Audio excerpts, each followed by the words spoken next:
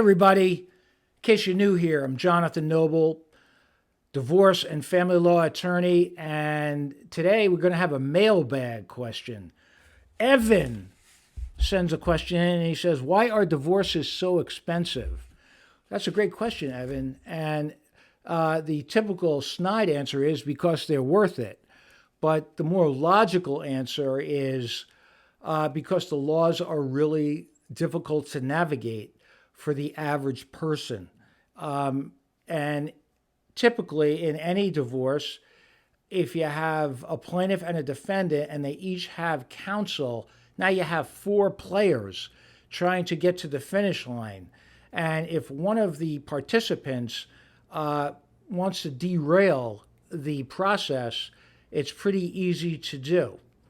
Another reason is, depending upon what jurisdiction you're in, some jurisdictions are court-driven and other jurisdictions are lawyer or litigant-driven. And what I mean by that is there are some jurisdictions where I practice where when you file something, whether it be a complaint or a motion or a petition, the court will enter a scheduling order the next day with a date, usually within 30 days, where there's going to be a hearing or they'll settle a conference with no exceptions. And the only way that you can get a continuance is if somebody's in the hospital with a note from a doctor that says this person's in the hospital. Other jurisdictions are lawyer-driven. So if the lawyers agree for a continuance, then the courts will automatically extend the time it takes to resolve the issues in the divorce.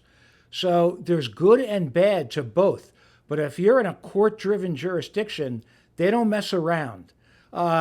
You file this, the burden of proof is on you. I'm giving you time to hear this, and you better show up ready to go. And if it settles, I'm not going to continue it unless I have a signed agreement by all the parties and their attorneys, because the courts don't mess around in those jurisdictions. And they're actually a pleasure to practice in because you know what you're coming up against and they move the cases along, which is a good thing.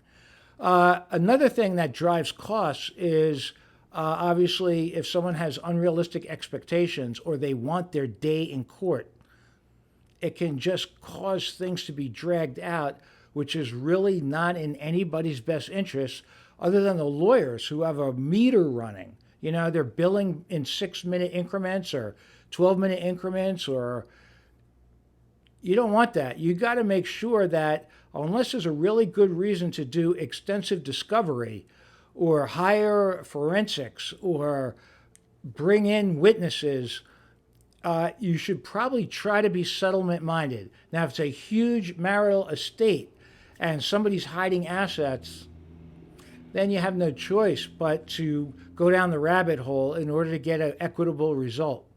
So I hope this answers your question, Evan, but there's multiple factors. Are the courts in that jurisdiction driving the deadlines, or the lawyers driving the deadlines? Are the parties amenable to resolving the issues? Now, if there's no children involved and there's no child support involved, that could strip away a lot of the costs. If both parties are able to support themselves and they have about equal earning capacity, that could strip away the need for alimony or fighting about that. If both parties work, then you're not going to fight about who's going to pay the attorney's fees.